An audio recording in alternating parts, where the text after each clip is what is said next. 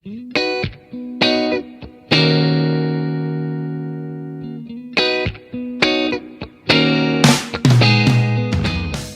guys! Welcome to my YouTube channel. So for today's video, may share ko sa inyong beauty secret kung paano maiwasan ang pagtubo ng buhok sa underarm area.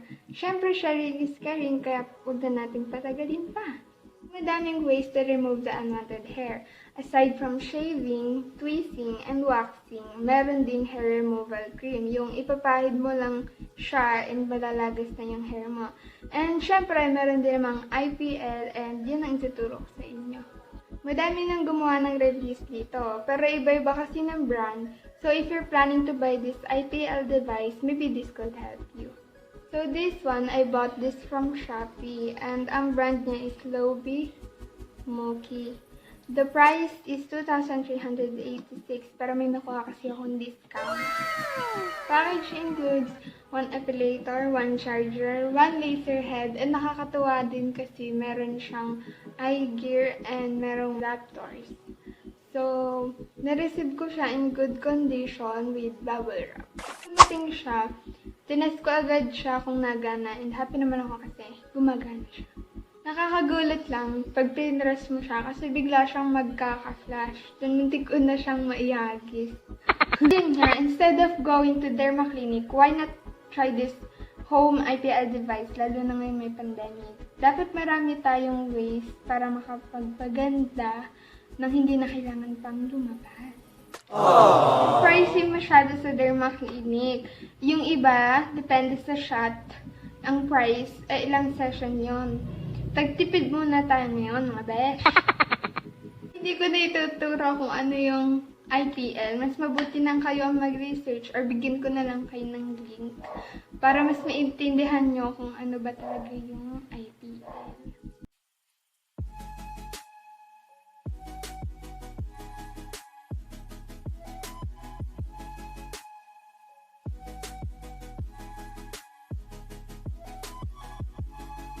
So, after nyong maisaksak at yun, ang gagawin lang natin is i-adjust yung intensity. Depende sa inyo kung gaano kababaw or kataas yung trip nyo.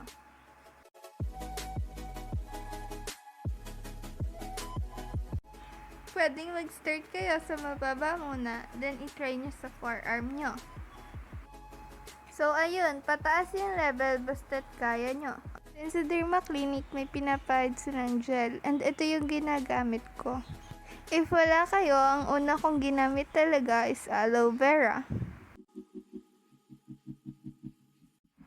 Ipahid nyo lang yung gel sa isang side muna.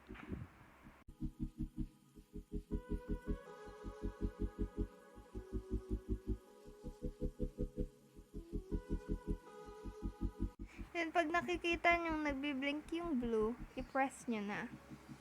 Pag hindi nagbiblink yan, hindi rin magpa-flash yan. So, antayin yung mag-blink. Then, yung pattern ko is pababa. Huwag tayong gigil gumamit. Huwag pa ulit-ulit dun sa side kasi pwede magka-side effect.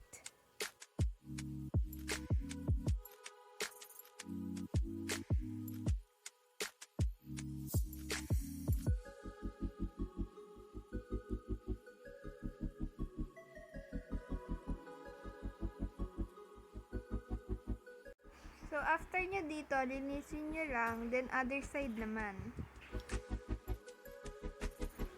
And nga pala, ginagawa ko to sa gabi. Kasi sa Derma Clinic, ang instruction nila is after IPL, bawal basain for 8 hours. So, pina-follow ko na lang.